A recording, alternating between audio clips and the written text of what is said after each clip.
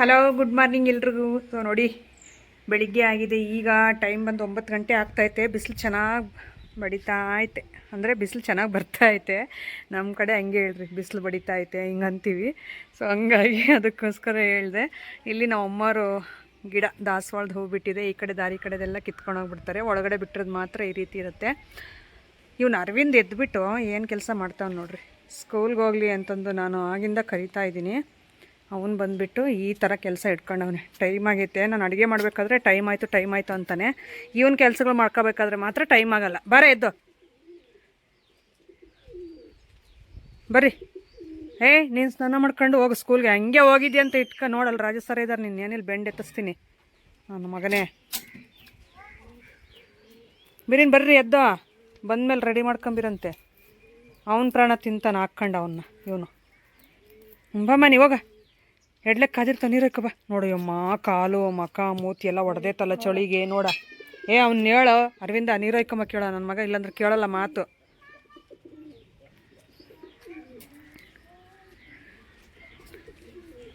ಬರೀನ್ ಬಾ, ಆಗೈತೆ ಅವಾಗಲೇ ತಿಂದ್ಕೊಂಡು ಹೋಗಿವಂತೆ. ನಡಿ ಸಿಂಬ ನೀನು.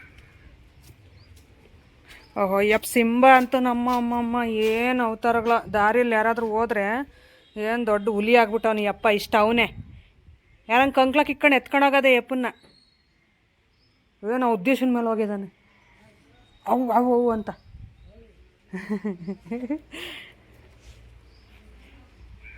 ಇದು ನಮ್ಮ ಅಮ್ಮರ ಮನೆ ಹತ್ರ ಹೋಗಿ ಬರಬೇಕು. ಅಲ್ಲಿ ಆಸೆ ಎದ್ದವಳ ಇಲ್ಲ. ಏನು ಹೇಳ್ತಾಳೆ ಗೊತ್ತಾ, ನೆನ್ನೆ ನಾನು ಯಾಕಮ್ಮ ಮನೆ ಹತ್ರ ಬಂದಿಲ್ಲ ಅಂತ ನಾನು ಕೇಳಿದ್ರೆ, ನೀನು ನಮ್ಮ ಮನೆ ಹತ್ರ ಹಂಗೆ ಬಂದೇನು, ನೀನು ಬಂದಿಲ್ಲ ಅದಕ್ಕೆ ನಾನು ಬಂದಿಲ್ಲ ಅಂತಂದು ಹೇಳ್ತಾಳೆ. ಇಷ್ಟ ಅವಳೆ ಮಾತುಗಳು ನೋಡಬೇಕು. ಕೋಟಿಗೆ ಒಂದೇ ಮಾತೇ ಆಡ್ತಾಳೆ. ನಮ್ಮಮ್ಮ ಅವ್ರ ಫ್ರೆಂಡ್ಸ್ ಮನೆ ಹತ್ರ ಹೋಗೋಳೆ ಮಾತಿಗೆ ಇಷ್ಟೊತ್ತಿಗೆ ಬೆಳಬೆಳಿಗ್ಗೆ. ಇವು ಚಿಕ್ಕ ಮೇಕೆ ಮರಿಗಳು. ಲಾಚು ಲಾಚು ಲಾಚಮ್ಮ, ಲಾಚು ಲಾಚಿ ಲಾಚಿ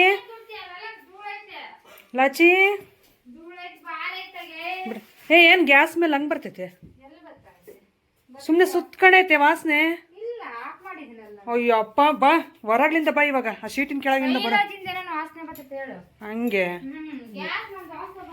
ನೋಡು ಲಾಸ್ಯ. ಬಾ ಲಚ್ಚುವ. ಯಾಕೆ ನೀನು ಅವಂತಕ್ಕೆ ಬರಲ್ಲ? ಮತ್ತೆ ಯಾತಿದು ಹಿಂಗೆ? ಓಹೋ ಅವನು ಹೇಳು. ಯಾಕಮ್ಮ ಮಂತಕ್ಕೆ ಬರಲಿಲ್ಲ ಲಚ್ಚಿ ನಿನ್ನೆ? ಪಾರಿವಾಳ ಯಾತು?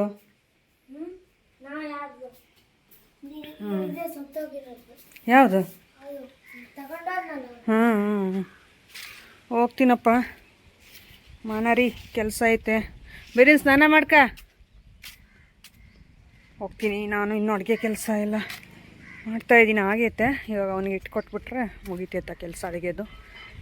ಊಟ ಮಾಡ್ಕೊಂಡು ಅವ್ನು ಹೋಗ್ಬಿಡ್ತಾನೆ ಸ್ಕೂಲ್ಗೆ. ಇನ್ನು ನನ್ನ ಕೆಲಸಗಳು ಸ್ವಲ್ಪ ಬಟ್ಟೆ ತೊಳೆಯೋದೈತೆ, ಪಾತ್ರೆಗಳಿದ್ದಾವೆ. ಇನ್ನೂ ಸ್ವಲ್ಪ ಮನೆ ಕ್ಲೀನಿಂಗ್ ಐತೆ. 6ನೇ ತಾರೀಕಿಂದ ಜಾತ್ರೆ. ಅಂದರೆ ಅಷ್ಟೊಂದು ಗ್ರ್ಯಾಂಡಾಗಿ ಏನು ಇದು ಮಾಡಲ್ಲ, ಸುಮ್ಮನೆ ಆ ಥರ ಪೂಜೆಗಳು ಎಲ್ಲ ಇರುತ್ತೆ. ಇನ್ನು ತೇರು ಮಾಡಿಸಿಲ್ಲ. ತೇರು ಮಾಡಿಸ್ದಾಗಾದ್ರೆ ಫುಲ್ ಗ್ರ್ಯಾಂಡಾಗಿರುತ್ತೆ ಅಂತ ಅಂದ್ಕೊಂಡಿದ್ದೀನಿ. ತಿಪ್ಪೇಸ್ವಾಮಿ ಜಾತ್ರೆ ನಮ್ಮೂರಲ್ಲಿ. ಆ ವೀಡಿಯೋಸು ಪೂಜೆಗಳು ಎಲ್ಲ ಶೇರ್ ಮಾಡ್ಕೊತೀನಿ. ಹಾಗೆ ನೋಡ್ತಾಯಿರಿ. ಹೊಸಬ್ರು ನೋಡ್ತಾಯಿದ್ರೆ ಪ್ಲೀಸ್ ಸಬ್ಸ್ಕ್ರೈಬ್ ಮಾಡ್ಕೊಳ್ಳಿ. ಈ ವಿಡಿಯೋ ಇಷ್ಟ ಆದರೆ ಒಂದು ಲೈಕ್ ಮಾಡಿ. ಈಗ ವ್ಲಾಗ್ ಕಂಟಿನ್ಯೂ ಆಗುತ್ತೆ, ಹಾಗೆ ನೋಡ್ತಾಯಿರಿ. ಎಲ್ಲ ಕೆಲಸಗಳು ಮುಗಿಸಿ ಈಗ ಜಾಮೂನ್ ಮಾಡೋಣ ಅಂತ ಹೇಳ್ಬಿಟ್ಟು ಸಕ್ಕರೆ ಕರಗಿಸೋಕ್ಕೆ ಪಾಕಕ್ಕೆ ಅಂತ ಇಟ್ಟಿದ್ದೀನಿ. ಒಂದು ಕಡೆ ಅದು ಹಿಟ್ಟು ಕಲಸಿಡಬೇಕು. ಹಂಗಾಗಿ ಸ್ವಲ್ಪ ಜಾಮೂನ್ ಹಿಟ್ಟು ಕಲಸಿಟ್ಬಿಟ್ರೆ ಚೆನ್ನಾಗಿ ನೆಂದ್ಕೊಂಡು ಚೆನ್ನಾಗಿ ಬರುತ್ತೆ ಅಂತಂದು ಒಂದು 1/2 hour ಆದರೂ ಕಲಸಿಟ್ಬಿಡ್ತೀನಿ ಸೈಡ್ಗೆ. ಈಗ ಇದೆಲ್ಲ ಕರಗಲಿ ಅಂತಂದು ಸ್ವಲ್ಪ ಏಲಕ್ಕಿ ಪುಡಿ ಕುಟ್ಟಾಕಬೇಕು.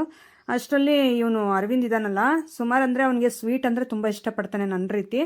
ನಾನು ಅಷ್ಟೇ ಸ್ವೀಟು ಈ ಥರ ಖಾರ ಎಲ್ಲ ತಿಂತೀನಿ, ಆದರೆ ಸ್ವೀಟ್ ಅಂದರೆ ಸ್ವಲ್ಪ ಜಾಸ್ತಿ ಇಷ್ಟ ನನಗೆ.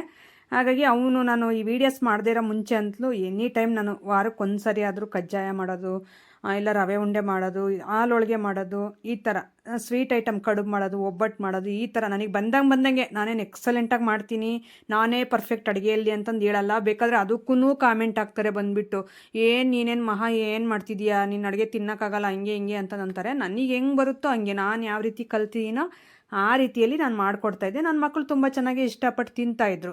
ಯಾಕಂದರೆ ತುಂಬ ಟೇಸ್ಟಿಯಾಗಿರೋ ಊಟ ಅವ್ರು ತಿಂದಿರಲ್ಲ ಯಾರ ಕೈಲಿನೂ.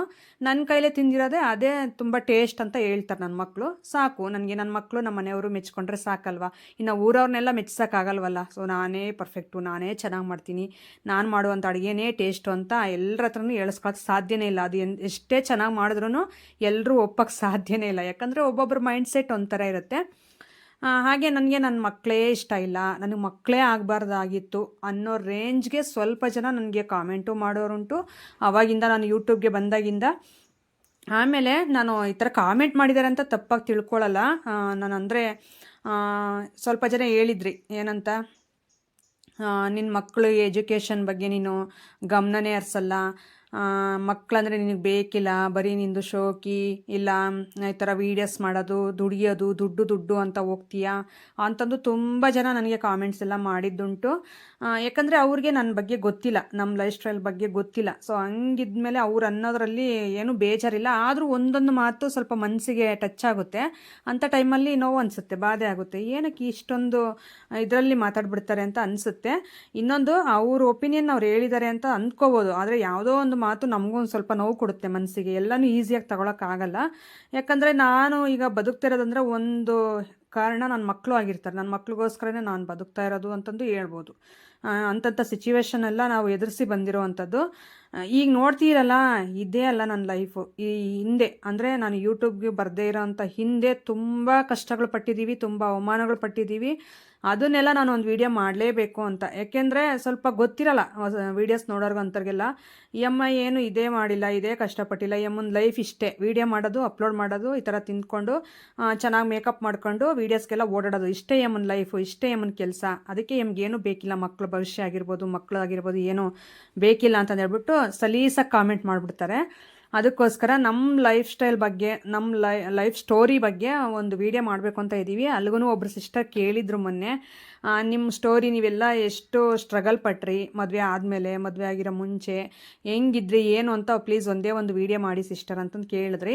ನಾನು ಆಗಲೇ ಪ್ರೀವಿಯಸ್ ವೀಡಿಯೋಸಲ್ಲಿ ಹೇಳಿದ್ದೀನಿ ಆ್ಯಂಡ್ ಮಾಡಿದ್ದೀನಿ. ಆದ್ರೂ ಹೊಸ್ದಾಗಿ ಈಗ ನಾನು ನಮ್ಮ ಮನೆಯವರಿಬ್ಬರು ಕೂತ್ಕೊಂಡು ಆರಾಮಾಗಿ ನಮ್ಮ ಲೈಫ್ ಸ್ಟೈಲ್ ಬಗ್ಗೆ, ಅಂದರೆ ನಮ್ಮ ಲೈಫ್ ಸ್ಟೋರಿ ಬಗ್ಗೆ ನೀಟಾಗಿ ಎಕ್ಸ್ಪ್ಲೇನ್ ಮಾಡಿದ್ರೆ ಸೊ ನಿಮಗೆ ಚಿಕ್ಕ ಪುಟ್ಟ ಇರುವಂಥ ಡೌಟ್ಸು ಕ್ಲಿಯರ್ ಆಗುತ್ತೆ ಅಂತ ಅಂದ್ಕೊಂಡಿದ್ದೀವಿ. ಹಾಗಾಗಿ ಸ್ವಲ್ಪ ಟೈಮ್ ನೋಡ್ಕೊಂಡು ನಾನು ನಮ್ಮ ಮನೆಯವರಿಬ್ಬರು ಸೇರಿ ಕೂತ್ಕೊಂಡು ನಮ್ಮ ಸ್ಟೋರಿ ಬಗ್ಗೆ ಒಂದು ಸ್ವಲ್ಪ ನಿಮಗೂ ಹೇಳೋಣ ಅಂತಂದು. ಸೊ ನಾವು ಇಷ್ಟಿದ್ದೀವಿ, ಇದು ನೋಡ್ತೀರಂದರೆ ಇದಲ್ಲ ನಮ್ಮ ಲೈಫು. ಇನ್ನೊಂದು, ಮಕ್ಕಳು ಏನಕ್ಕೆ ನಮ್ಮ ಜೊತೆ ಎಲ್ಲೂ ಬರಲ್ಲ ಹೊರಗಡೆ, ಬರೀ ನೀವೇ ಹೋಗ್ತೀರಂತ ತುಂಬ ಜನ ಕೇಳ್ತೀರ ನಮ್ಮನ್ನು. ಮಕ್ಕಳು ಏನಕ್ಕೆ ಬರಲ್ಲ ಅಂದರೆ, ನಾನು ಸುಮಾರು ಅಂದರೆ ಒಂದು 8-9 ತಿಂಗಳು ಅಷ್ಟೇ ನನಗೆ ಅಟ್ಯಾಚ್ಮೆಂಟು ಕನೆಕ್ಟು ನನ್ನ ಮಕ್ಕಳಿದ್ದು. ಆಮೇಲೆ ಬರೀ ನಮ್ಮ ಅಪ್ಪ ನಮ್ಮನ ಹತ್ರ ಇರೋ ಅಂಥದ್ದು ಮಕ್ಕಳು. ಸುಮಾರು ಅಂದರೆ ಒಂದು 2 ವರ್ಷದ ಪಾಪು. ನಿತಿನ್ ಆದರೆ ದೊಡ್ಡವನ್ನ ನಾನು 1 ವರ್ಷದ ಪಾಪುನೇ ಬಿಟ್ಟೋಗಿದ್ದೆ ಬೆಂಗಳೂರಿಗೆ. ಚಿಕ್ಕವನ್ನ ಒಂದು 2 ವರ್ಷದ ಪಾಪು. ಆ ಟೈಮ್ನಲ್ಲಿ ನಾನು ದೂರ ಹೋಗಿದ್ದವನ್ನ ಬಿಟ್ಬಿಟ್ಟು. ಸುಮಾರು ಅಂದರೆ ಅವಾಗಿಂದ ಅವ್ರದ್ದು 10th ಮುಗಿಯೋವರೆಗೂ ನನ್ನ ದೊಡ್ಡ ಮಗಂದು ನಾವು ಅವ್ರ ಹತ್ರನೇ ಇಲ್ಲ.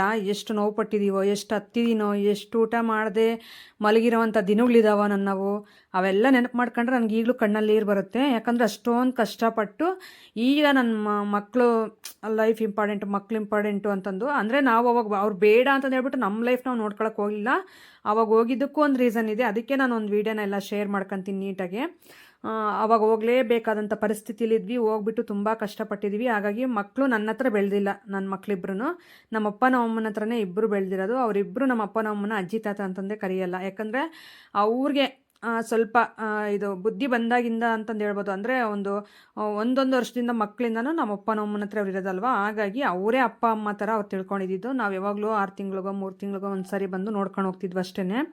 ಅದಕ್ಕೋಸ್ಕರ ಅವ್ರ ಅಪ್ಪ ಅಮ್ಮ ಅಂತಂದೆ ಅವ್ರನ್ನ ಇದುವರೆಗೂ ಕರೆಯೋದು, ಈಗಲೂ ಅಪ್ಪ ಅಮ್ಮ ಅಂತಂದೇ ಕರೆಯೋದು ಅವ್ರನ್ನ. ಹಾಗಾಗಿ ಅದಕ್ಕೆ ಏನಕ್ಕೆ ಈ ಥರ, ಏನಕ್ಕೆ ಹಿಂಗೆ ಅಂತಂದು ಹೇಳ್ಬಿಟ್ಟು ಎಲ್ಲ ಒಂದು ವೀಡಿಯೋದಲ್ಲಿ ಕ್ಲಿಯರಾಗಿ ಹೇಳೋಣ ಅಂತ ಅಂದ್ಕೊಂಡಿದ್ದೀವಿ. ಆವಾಗ ನಿಮ್ಗೆ ಎಲ್ಲ ಡೌಟ್ಸು ಕ್ಲಿಯರ್ ಆಗುತ್ತೆ. ನಮ್ಮ ಮಕ್ಕಳ ಬಗ್ಗೆ, ನಮ್ಮ ಬಗ್ಗೆ, ನಾವಿರೋ ಅಂಥ ಲೈಫ್ ಸ್ಟೈಲು, ಹಿಂದೆ ಹೆಂಗಿದ್ವಿ ಎಲ್ಲನೂ ಹೇಳ್ಕೊಡ್ತೀವಿ. ಅಂದರೆ ಹೇಳ್ಕೊತೀವಿ, ನಿಮ್ಮ ಜೊತೆ ಹಂಚ್ಕೊತೀವಿ. ಈಗ ಬರೀ ನಮ್ಮ ಚೆನ್ನಾಗಿರೋ ದಿನಗಳೆಲ್ಲ ನಮ್ಮ ಕಷ್ಟದ ದಿನಗಳು, ನಾವು ಯಾವ ಥರ ಸ್ಟ್ರಗಲ್ ಪಟ್ವಿ ಅಂತಂದೆಲ್ಲನೂ ಶೇರ್ ಮಾಡ್ಕೊತೀನಿ. ನೆಕ್ಸ್ಟು ನಾನು ನೋಡ್ತೀನಿ, ಒಂದು ಸ್ವಲ್ಪ ಟೈಮ್ ಮಾಡ್ಕೊಂಡು ನಾನು ನಮ್ಮ ಮನೆಯವರಿಬ್ಬರೂ ಶೇರ್ ಮಾಡ್ಕೊತೀನಿ ಎಲ್ಲನೂ. ಹಾಗೆ ನನ್ನ ಮಗ ಜಾಮೂನ್ ಕೇಳ್ದೆ, ಅದಕ್ಕೋಸ್ಕರ ಜಾಮೂನೆಲ್ಲ ಮಾಡಿಬಿಟ್ಟು ಈಗ ಪಾಕಕ್ಕೆ ಹಾಕ್ತಾಯಿದ್ದೀನಿ. ತುಂಬ ಟೇಸ್ಟಿಯಾಗಿತ್ತು ಜಾಮೂನು, ಎಲ್ಲರೂ ಒಟ್ಟಿಗೆ ತಿಂದ್ವಿ. ಇನ್ನೊಂದು ಚೂರು ಉಳ್ಕೊಂಡಿತ್ತು, ಅದು ಬೆಳಿಗ್ಗೆ ತಿಂದರು. ಈ ರೀತಿ ಇತ್ತು ಇವತ್ತಿನ ವೀಡಿಯೋ. ಸಿಗೋಣ ನಾಳೆ ಒಂದು ಒಳ್ಳೆ ಲಾಗ್ ಮುಖಾಂತರ. Thank you for watching.